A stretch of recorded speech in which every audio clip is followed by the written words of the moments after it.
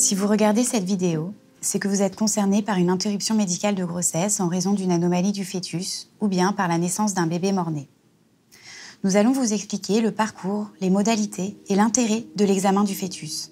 Au cours de la grossesse, pour surveiller la croissance fœtale et dépister d'éventuelles anomalies fœtales, 3 échographies sont recommandées, une par trimestre. Une anomalie peut être découverte au cours de ces échographies.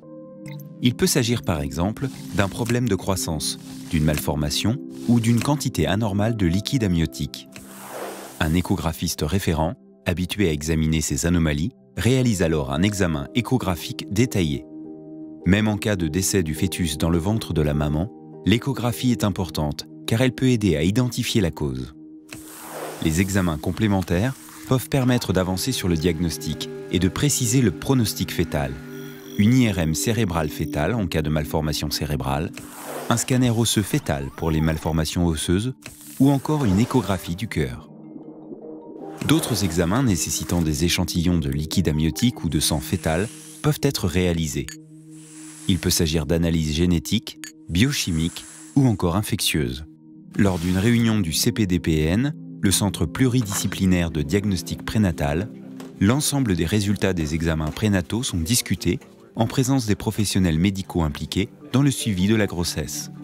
L'équipe médicale parvient parfois à conclure, avec une forte probabilité, que l'enfant à naître a une maladie d'une particulière gravité et incurable au moment du diagnostic.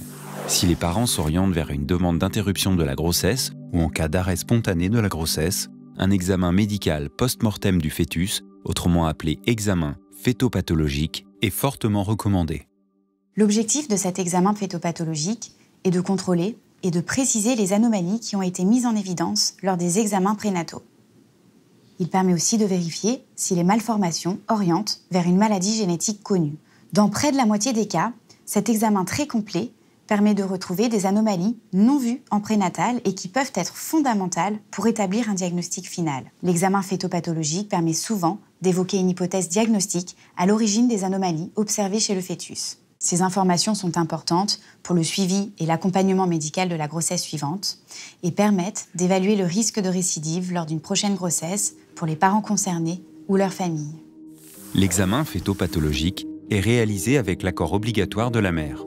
Les formulaires recueillent les souhaits des parents concernant l'utilisation des prélèvements pour une analyse génétique dans un but diagnostique ou dans le cadre de la recherche et le devenir du corps de leur enfant après examen. Avant l'examen, des photographies destinées aux parents peuvent être réalisées. On peut parfois faire des empreintes des pieds ou des mains ou recueillir une mèche de cheveux. L'examen fœtopathologique implique plusieurs étapes. La première est la réalisation de radiographie du squelette. Cet examen est nécessaire à l'évaluation du développement fœtal. Il est indispensable pour le diagnostic des maladies osseuses. La deuxième étape est l'examen externe, comme le ferait un pédiatre. Le fœtus est mesuré et pesé. Le médecin examine l'ensemble du corps à la recherche d'anomalies visibles à l'œil nu.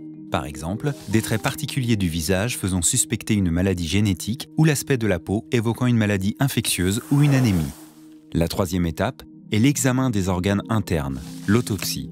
Cette étape permet de confirmer les anomalies découvertes à l'échographie et parfois de trouver d'autres anomalies non visualisables à l'imagerie. Le médecin fœtopathologiste réalise des prélèvements pour regarder les organes au microscope. L'examen du cerveau, qui est un organe très fragile, nécessitera plus de temps.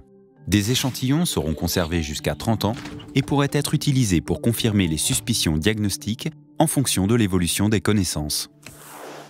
Comme après toute intervention chirurgicale, la peau est refermée avec soin et le fœtus est confié à la chambre mortuaire. Les parents peuvent le voir à tout moment. Dans les 10 jours, ils choisissent soit d'organiser des obsèques, soit de confier à l'hôpital le soin d'organiser la crémation. À la suite de l'examen fœtopathologique, une concertation multidisciplinaire est organisée avec l'ensemble des médecins impliqués dans le suivi de la grossesse pour discuter les résultats, y compris celui de l'examen du fœtus et du placenta.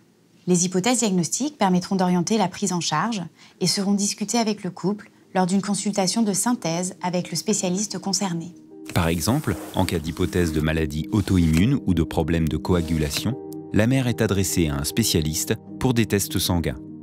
En cas de suspicion de maladie génétique, une consultation avec un généticien est proposée. Le généticien pose des questions sur les antécédents personnels et familiaux de chaque conjoint et construit un arbre généalogique. Il explique le diagnostic suspecté et indique le risque de récidive pour une prochaine grossesse. Pour préciser le diagnostic, le généticien propose des investigations supplémentaires qui sont réalisées après l'accord signé des parents. L'analyse génétique est effectuée sur l'ADN fœtal. Un prélèvement de sang des parents est souvent nécessaire pour identifier la cause génétique. Dans un délai de 3 à 9 mois, les résultats génétiques sont rendus au couple. Ils peuvent permettre de préciser le risque de récidive pour une prochaine grossesse. Il peut s'agir soit d'un accident avec risque très faible de récidive, soit d'une maladie génétique avec un risque de récidive plus ou moins important selon la maladie en question. Parfois, il n'y a pas de cause identifiée et le risque est alors difficile à évaluer. En cas de cause génétique identifiée, un diagnostic prénatal sera discuté à la grossesse suivante. Selon les cas, il pourra s'agir d'un prélèvement précoce du futur placenta, appelé biopsie de trophoblaste, ou d'un prélèvement de liquide amniotique, appelé amniosynthèse.